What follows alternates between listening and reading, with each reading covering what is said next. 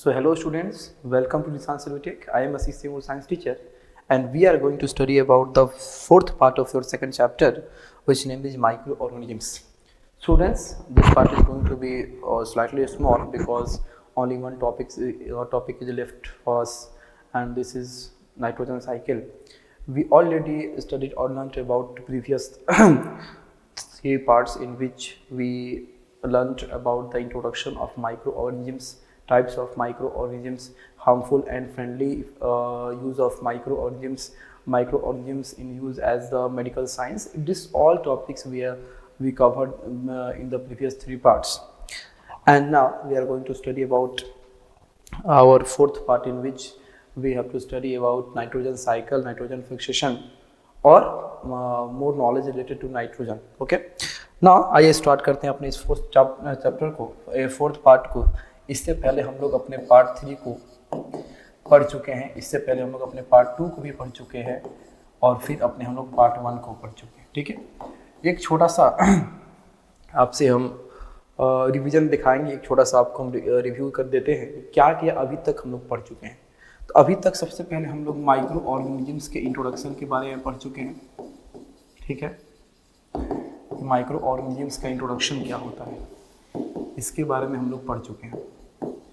उसके बाद हम लोग पढ़े थे types of micro organisms, types of micro organisms.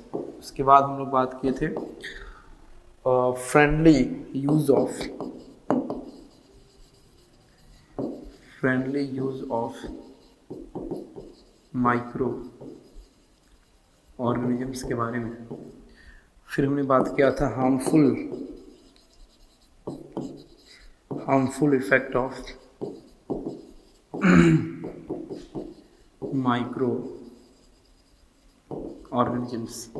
इस फ्रेंडली यूज में हमने बहुत चीज़ देखा था, जैसे हम लोग अपने फूड डिशेस को बनाए थे, फिर हम लोग इसका कमर्शियल यूज भी किए थे,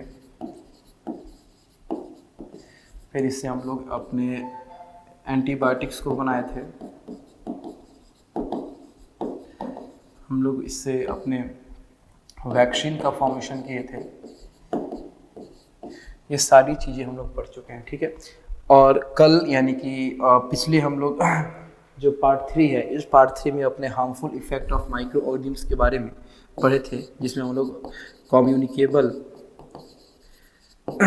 एंड नॉन कम्युनिकेबल डिजीज़ के बारे में हम लोग बात किए थे.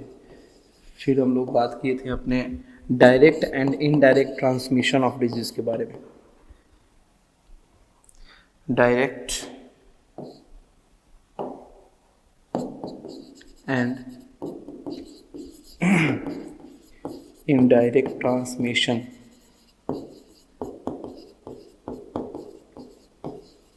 Of diseases. ये सब कुछ पढ़ाई कल तक हो चुका है. ठीक है, अब लास्ट में हम लोग को पढ़ना है, लास्ट टॉपिक बचा हुआ है नाइट्रोजन साइकिल या नाइट्रोजन फिक्सेशन. ठीक है, नाइट्रोजन साइकिल या नाइट्रोजन फिक्सेशन. चलिए, नाइट्रोजन साइकिल से पहले थोड़ा सा आपको नाइट्रोजन के बारे में कुछ इंट्रोडक्शन दे दें. ठीक है, उसके बाद हम नाइट्रोजन साइकिल पढ़ेंगे. नाइट्रोजन जो कि हमारे इस एटमॉस्फेयर में सबसे ज़्यादा पाया जाने वाला या मिलने वाला या एग्जिस्ट होने वाला हमारा गैस है. क्या है? गैस है, जो हमारे एटमॉस्फेयर में सबसे ज़्यादा कितना 78% हमारे एटमॉस्फेयर का 78% ये हमारा N2 गैस जो है, या नाइट्रोजन गैस जो है हमारे एटमॉस्फेयर में होता है. ये हमारे एटमॉस्फेयर में 78% होता है. अब ये जो हमारा नाइट्रोजन है, ये नाइट्रोजन हमारे प्लांट्स और हमारे एनिमल्स दोनों के लिए बहुत ही इम्पॉर्टेंट है. क्यों? क्योंकि ये नाइट्रोजन हमारे प्लांट में जाके प्रोटीन का फॉर्मेशन करता है. कौन सा प्रोटीन? प्लांट प्रोटीन का फॉर्मेशन करता है. और यही नाइट्रोजन हमारे एनिमल्स में जाके एनिमल प्रोटीन का फॉर्मेशन करता है. ठीक है, अब देखिए, ये नाइट्रोजन जो है हमारे प्लांट और एनिमल दोनों के लिए बहुत ही ज़्यादा इम्पोर्टेंट होते हैं. तो हमारे एटमॉस्फेयर में जो 78% नाइट्रोजन है, इस 78% नाइट्रोजन को हमारे प्लांट और एनिमल दोनों में से कोई भी डायरेक्ट कंज्यूम नहीं कर पाते हैं, डायरेक्ट यूटिलाइज नहीं कर पाते हैं, क्योंकि हमारे प्लांट और एनिमल्स के पास ऐसा कोई स्पेशल एडेप्टेशन नहीं है, ऐसा कोई स्पेशल कैरेक्टरिस्टिक्स नहीं है जिस कैरेक्टरिस्टिक्स से या जिस एडेप्टेशन से ये डायरेक्ट एटमॉस्फेयर के नाइट्रोजन को क्या कर सके, कंज्यूम कर सके, यूटिलाइज कर सके। अब देखिए ये उस डायरेक्ट नाइट्रोजन को यूटिलाइज नहीं करते हैं, ये नाइट्रोजीनियस कंपाउंड को यूटिलाइज करते हैं। ये नाइट्रोजीनियस कंपाउंड को यूटिलाइज करते हैं। जैसे मान लीजिए कि एक कंपाउंड है NO3, ठीक है, नाइट्रेट, ये क्या है, नाइट्रेट है। तो ये जो नाइट्रेट है ये आपका नाइट्रोजन और ऑक्सीजन का क्या है, कंपाउंड है। ये नाइट्रेट क्या है, नाइट्रोजन और ऑक्सीजन का क्या है, कंपाउंड है। तो ये हमारे प्लांट और एनिमल्स जो हैं ये नाइट्रोजनियस कंपाउंड या नाइट्रोजन कंपाउंड को यूटिलाइज करते हैं, और जबकि हमारे एटमॉस्फेयर में फ्री नाइट्रोजन जो है वो गैस के फॉर्म में पाया जाता है। यही कारण है कि इनको फ्री नाइट्रोजन नहीं चाहिए होता, इनको नाइट्रोजन कंपाउंड चाहिए होता है।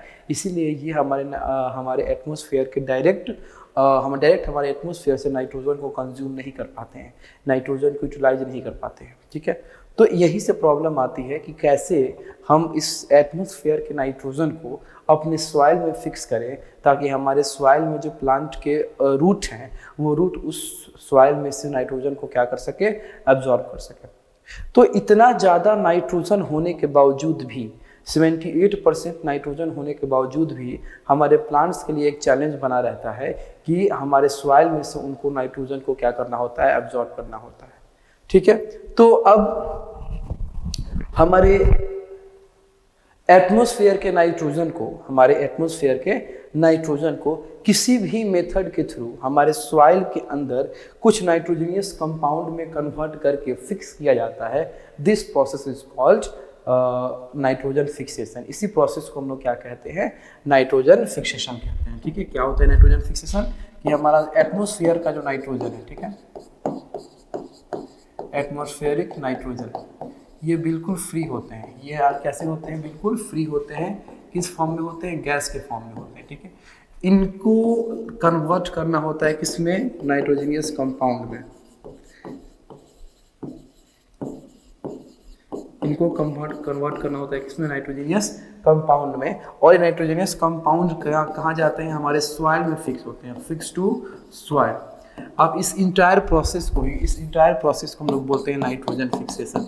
यही क्या होता है, नाइट्रोजन फिक्सेशन होता है। अब ये हमारे एटमॉस्फेयर से ये नाइट्रोजन जो है हमारे सॉइल में नाइट्रोजनियस कंपाउंड के फॉर्म में कैसे फिक्स होता है, ठीक है। तो इसके बहुत सारे तरीके हैं। सबसे पहला तो कुछ आपके नाइट्रोजन फिक्सिंग बैक्टीरिया हमारे सॉइल में ही होते हैं, ठीक है। नाइट्रोजन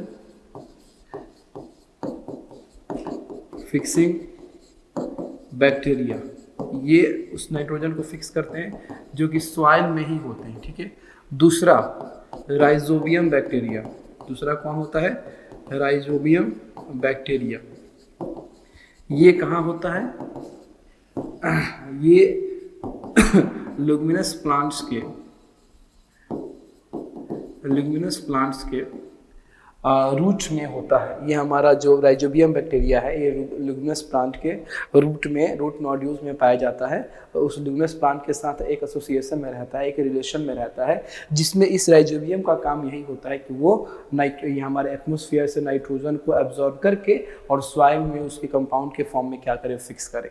तो पहला आपका तरीका है नाइट्रोजन को फिक्स करने का कि कुछ नाइट्रोजन फिक्सिंग बैक्टीरिया हमारे सॉइल में ही होते हैं, वो नाइट्रोजन को फिक्स करते हैं। दूसरा ये राइजोबियम बैक्टीरिया जो है, जो हमारे ल्यूमिनस प्लांट के रूट नोड्यूल्स में होता है, ये नाइट्रोजन को फिक्स करता है। तीसरा ब्लू ग्रीन एल्गी, ये ब्लू ग्रीन एल्गी भी इस नाइट्रोजन को फिक्स करने का काम करते हैं। और चौथा जो हम लोग के एटमॉस्फेयर में लाइटनिंग जो होता है, यानी कि जब बरसात के सीजन जब चलता है तो आप देखे होंगे कि ये बरसात के सीजन में थंडर और लाइटनिंग दोनों होता है, बिजली का गरजना और बिजली का चमकना, ठीक है। तो ये जो लाइटनिंग होता है, ये लाइटनिंग ही क्या करता है, हमारे एटमॉस्फेयर के नाइट्रोजन को ला के सॉइल में फिक्स करता है। कैसे करता है उसके बारे में छोटा सा आपको हम एक नॉलेज देंगे, ठीक है। तो कैसे ये करता है, ये सब कैसे करते हैं इनके बारे में हम समझते हैं। देखिए, अगर हम बात करें आपका इस नाइट्रोजन फिक्सिंग बैक्टीरिया के बारे में, नाइट्रोजन फिक्सिंग बैक्टीरिया के बारे में अगर हम बात करें, तो ये नाइट्रोजन फिक्सिंग बैक्टीरिया बेसिकली हमारे एटमॉस्फेयर में से नाइट्रोजन को क्या करेगा, लेगा और इस नाइट्रोजन को नाइट्रोजनियस कंपाउंड में चेंज करके, नाइट्रोजनियस कंपाउंड में चेंज करके और ये फिक्स कर देगा कहाँ पे, सॉइल में। ये सॉइल में क्या करेगा, फिक्स करेगा, ठीक है। अगर हम बात करें लिग्यूमिनस प्लांट का, ठीक है, ये लिग्यूमिनस प्लांट्स के जो रूट होते हैं, ठीक है, लिग्यूमिनस प्लांट का एग्जांपल जैसे मान लो पी प्लांट, मटर का पौधा है, ठीक है।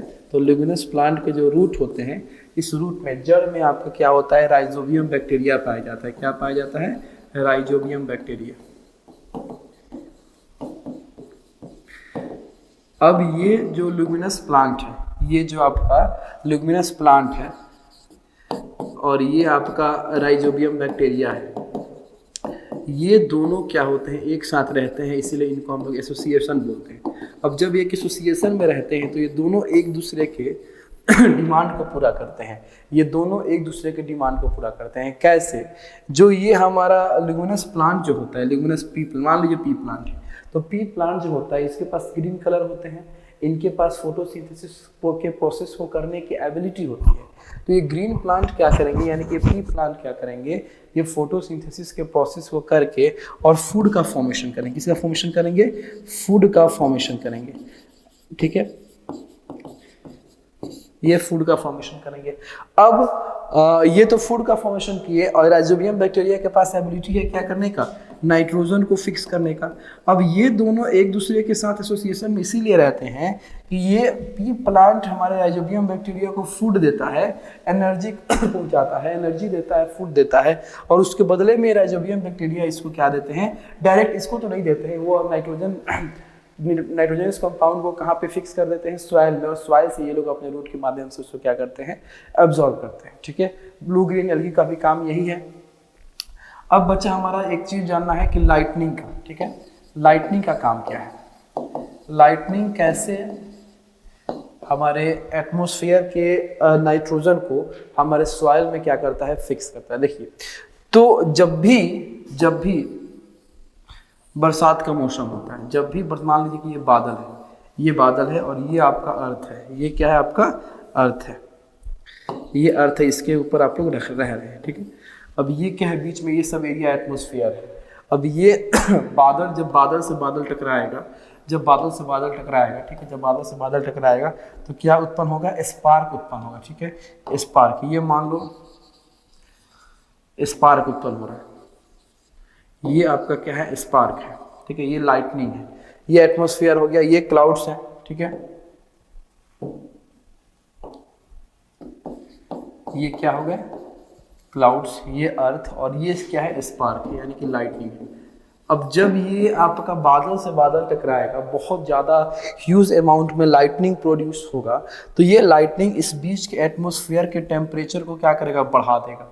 इस बीच का एटमॉस्फेयर का जो टेम्परेचर होगा बहुत ज़्यादा बढ़ जाएगा, और टेम्परेचर जब बढ़ जाएगा तो इस एटमॉस्फेयर में जो नाइट्रोजन होगी, क्योंकि इस एटमॉस्फेयर में तो बहुत सारे गैसेज हैं, एटमॉस्फेयर बना ही है मिक्सचर ऑफ मेनी गैसेस से, तो इसमें जो नाइट्रोजन होंगे और इसमें जो ऑक्सीजन होंगे, ये नाइट्रोजन और इसमें क्या है, ऑक्सीजन, ये दोनों एक दूसरे के साथ कंबाइन हो जाएंगे।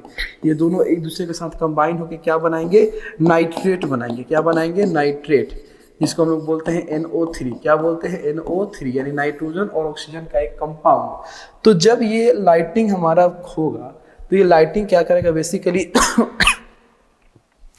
ये लाइटनिंग क्या करेगा, बेसिकली बहुत ज़्यादा मात्रा में टेम्परेचर को अराइज करेगा। उस टेम्परेचर से ये नाइट्रोजन और ऑक्सीजन क्या करेंगे, एक साथ कंबाइन होंगे, और कंबाइन होने के बाद एक कंपाउंड बनाएंगे जिसको हम लोग बोलेंगे नाइट्रेट।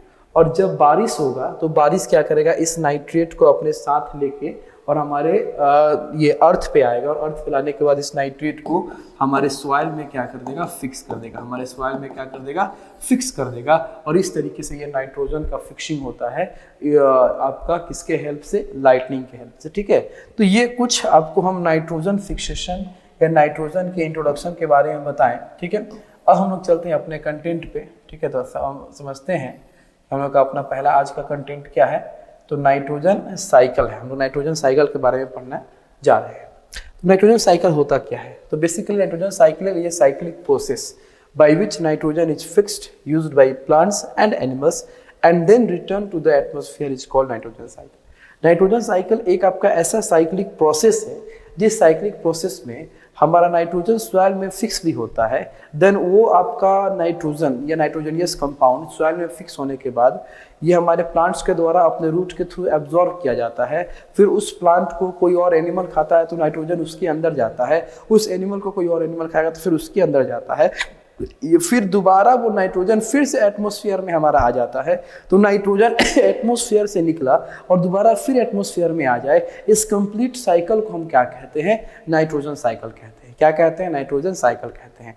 अब कैसे ये नाइट्रोजन का सफर हमारे नाइट्रोजन साइकिल में from one place to another place या from one place to same place तक होता है, इसके बारे में, यानी फ्रॉम एटमॉस्फेयर टू एटमॉस्फेयर कैसे हमारे नाइट्रोजन का ये साइकिल चलता है, इसके बारे में हम तुरंत ही जानने वाले हैं। ठीक है, कुछ बेसिक्स को हम देखने के बाद, the conversion of atmospheric nitrogen into a form which is readily available to plants is called nitrogen fixation.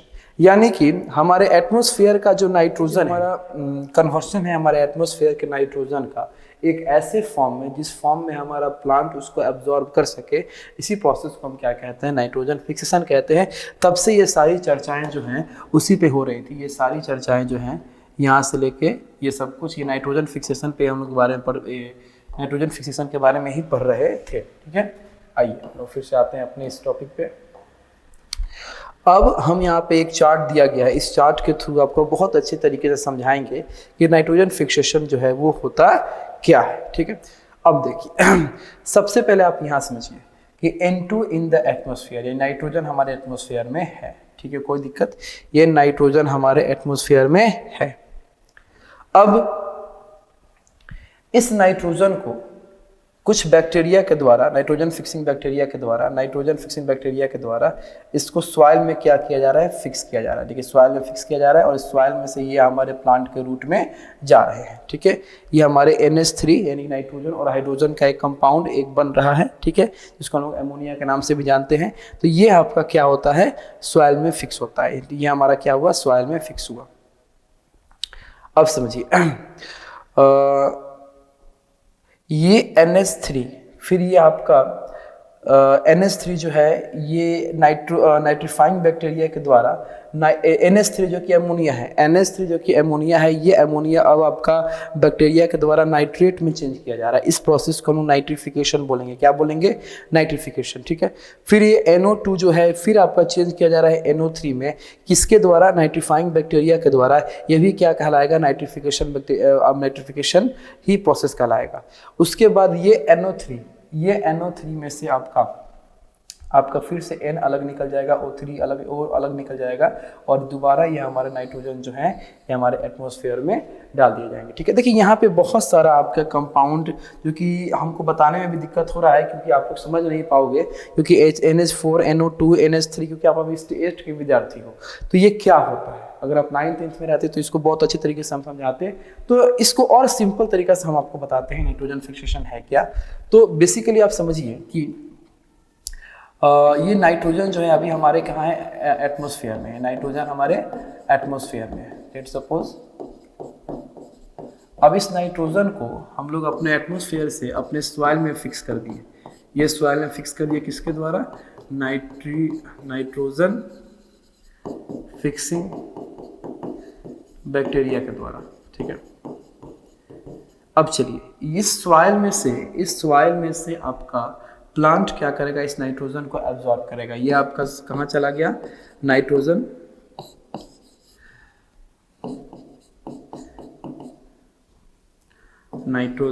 Absorbed. Nitrogen जो है यहाँ पे क्या किया गया, एब्जॉर्ब्ड कर दिया गया प्लांट में, किसके द्वारा, इनके रूट के द्वारा। अब ये प्लांट क्या करेंगे, इस नाइट्रोजन को प्लांट प्रोटीन के फॉर्मेशन में क्या करेंगे, यूज करेंगे। ये प्लांट उस नाइट्रोजन को प्लांट प्रोटीन के फॉर्मेशन में क्या करेंगे, यूज करेंगे। इस प्लांट को क्या करेगा, वो एनिमल कोई खाएगा। मान लो कोई हर्बीवोरस एनिमल है, चलिए यहाँ पे लिख ही देते हैं, कोई हर्बीवोरस एनिमल है वो खाएगा। अब इस हर्बीवोरस एनिमल जब ये खाएगा तो फिर से यह हर्बीवोरस एनिमल के पास ये नाइट्रोजन पहुँच गया, ये नाइट्रोजन आपका पहुंच गया। अब ये हर्बीवोरस एनिमल्स क्या करेगा, उसको उस नाइट्रोजन का यूज करेगा एनिमल प्रोटीन के कन्वर्शन में या एनिमल प्रोटीन के फॉर्मेशन में। समझिएगा ध्यान से, एनिमल प्रोटीन के फॉर्मेशन में, ठीक है। अब इस हर्बीवोरस को कौन खाएगा, कार्निवोरस एनिमल खाएगा, कार्निवोरस एनिमल खाएगा। अब समझिए, ये जो कार्निवोरस एनिमल है फिर वो भी आपका क्या करेगा, इस नाइट्रोजन को यूज करेगा किसमें, एनिमल प्रोटीन के फॉर्मेशन, एनिमल प्रोटीन के फॉर्मेशन में। समझिएगा। अब जब ये हर्बीवोरस एनिमल या आपके कार्निवोरस एनिमल या प्लांट जब ये क्या हो जाएंगे, डेड हो जाएंगे, जब ये डेड हो जाएंगे, मर जाएंगे, खत्म हो जाएंगे, ये जब क्या होंगे, डिकम्पोज होंगे, डेड प्लांट एंड एनिमल्स, ठीक है। जब ये डिकम्पोज होंगे, तब जाके वो आपका नाइट्रोजन जो है दोबारा फिर से सॉइल में फिक्स हो जाएगा। वो नाइट्रोजन जो है वो सॉइल में क्या हो जाएगा, फिक्स हो जाएगा। अब वो नाइट्रोजन निकला था सॉइल से, फिर जाके किसमें फिक्स हो गया, सॉइल में ही फिक्स हो गया। देखिए निकला सा कहाँ से, आपका सॉइल से निकला था, फिर जाके सॉइल में फिक्स हो गया। This process is called nitrogen cycle. ये आपका टोटल प्रोसेस क्या कहलाएगा, नाइट्रोजन साइकिल कहलाएगा, ठीक है। चलिए अब समझते हैं कुछ और भी हम लोग पॉइंट को, कि fixation of nitrogen can be done in 2 ways. 2 तरीके से इसमें बताया, लेकिन आपको हम 2 से ज़्यादा तरीका बताए हैं। आपको हम nitrogen fixing bacteria in soil के बारे में बताए हैं, आपको हम ब्लू ग्रीन एल्गे के बारे में बताए हैं, आपको हम लिग्नस प्लांट के रूट में मौजूद जो हमारे राइजोबियम बैक्टीरिया होता है उसके बारे में बताएं, फिर आपको हम लाइटनिंग के बारे में बताएं, ठीक है। समझिए, तो बाय सिम्बायोटिक बैक्टीरिया, कुछ सिम्बायोटिक बैक्टीरिया होते हैं, ठीक है। जैसे कि सिम्बायोटिक का मतलब कि एक एसोसिएशन में, एक रिलेशन में रहने वाले बैक्टीरिया, जैसे कि ये ल्यूमिनस प्लांट के साथ रहता है राइजोबियम बैक्टीरिया, तो उसके बारे में आपको हम ऑलरेडी बता चुके हैं। फिर है luminous plant like peas and beans have bacterium called rhizobium bacteria, के बारे में बात हो चुका है। चलिए, ये आपको हम पहले बता चुके हैं, इसके बारे में हम ज़्यादा ध्यान नहीं देंगे। फिर हम लोग आते हैं कि लाइटनिंग के केस में एटमॉस्फेरिक नाइट्रोजन जो है कैसे फिक्स होता है। तो अभी आपको बहुत अच्छे से वो बात बताए थे, उसी चीज़ को दोबारा लिख रहा है, तो हम पढ़ेंगे और फिर से उसको हम लोग रिवाइज करेंगे कि plants take nitrogen from the soil in the form of nitrate salts और ammonium salts by absorption through their roots and use them to synthesize amino acids, proteins, nucleic acids and other nitrogen compounds called nitrates assimilation। देखिए, ये कुछ एक process इसके बारे में समझते हैं। कह रहा है कि ये प्लांट जो है ये आपका सॉइल से नाइट्रोजन को टेक करता है। अभी आपको मुझे अपना बताए थे, ये प्लांट नाइट्रोजन को लेता है और लेके क्या करता है, प्लांट प्रोटीन का फॉर्मेशन करता है, जो कि यहाँ पे आपको दिया है। कुछ और भी फॉर्मेशन वो करते हैं, उसके बारे में आपको हम यहाँ जानेंगे हम लोग। तो ये प्लांट जो है इस नाइट्रोजन को सॉइल से लेता है और लेने के बाद किसका फॉर्मेशन करता है, एमिनो एसिड का, प्रोटीन का, न्यूक्लिक एसिड का। लेकिन जब नाइट्रोजन से ये लेता है, ये सॉइल से लेता है, तो किस फॉर्म में लेता है। अभी आपको बताएं कि सॉइल में नाइट्रोजन जो है ये फ्रीली एग्जिस्ट नहीं करेगा। सॉइल में नाइट्रोजन जो है वो कंपाउंड के फॉर्म में एग्जिस्ट करेगा। तो हमारे सॉइल में वो नाइट्रोजन किस फॉर्म में एग्जिस्ट करता है, नाइट्रेट सॉल्ट के फॉर्म में। पहला क्या है, नाइट्रेट सॉल्ट या एमोनियम सॉल्ट, नाइट्रेट सॉल्ट या एमोनियम सॉल्ट। तो ये आपका वो फॉर्म है जिस फॉर्म में हमारे सॉइल में कौन मौजूद होते हैं, नाइट्रोजन मौजूद होता है। किसमें, सॉइल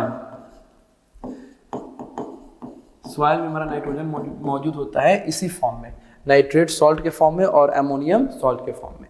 अब इस नाइट्रोजन सॉल्ट या नाइट्रेट सॉल्ट या एमोनियम सॉल्ट के फॉर्म में नाइट्रोजन को लेके हमारा प्लांट क्या करता है, उसको एमिनो एसिड, प्लांट प्रोटीन और न्यूक्लिक एसिड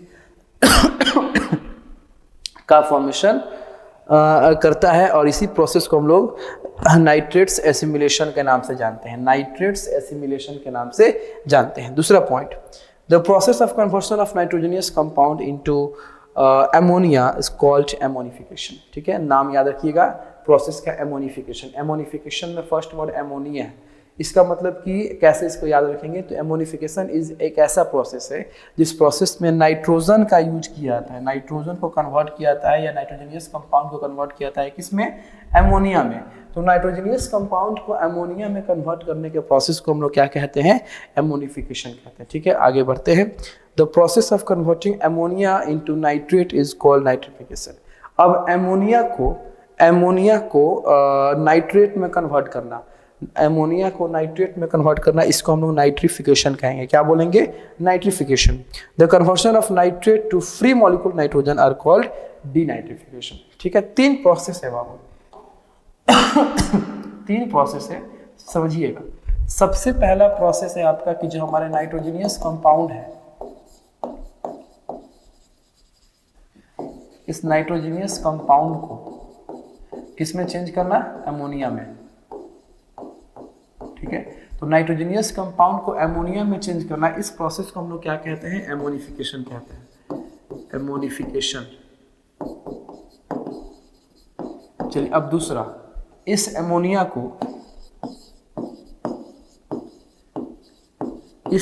को चेंज करना है किसमें, नाइट्रेट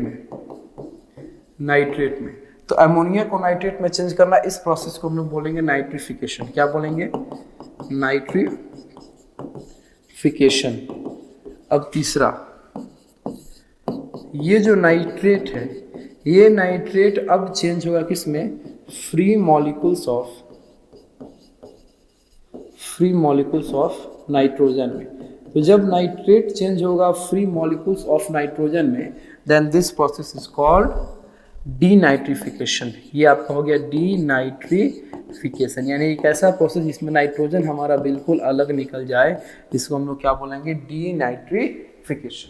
ठीक है, तो ये हमारा टोटल जो आज का टॉपिक है वो है कि नाइट्रोजन साइकिल, नाइट्रोजन फिक्सेशन से रिलेटेड जो टॉपिक था वो सारी चीज़ें। ठीक है, इसमें यानी जो हम लोग का ये पार्ट 4 था, इस पार्ट 4 में हम लोग यही सब समझें।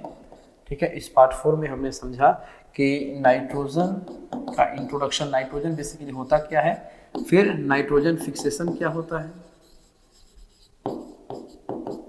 नाइट्रोजन फिक्सेशन क्या होता है, और नाइट्रोजन फिक्सेशन में हम लोग नाइट्रोजन फिक्सेशन के तरीके के बारे में समझे।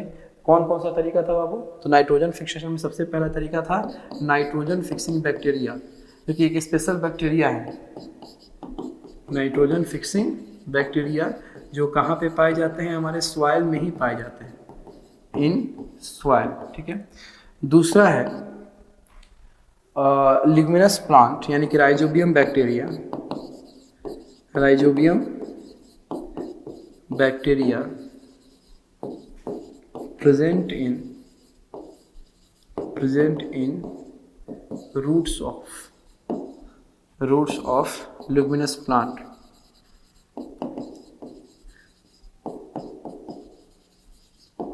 ठीक है, अब राइजोबियम बैक्टीरिया के बाद तीसरा राइजोबियम बैक्टीरिया के बाद तीसरा अपना था ये ब्लू ग्रीन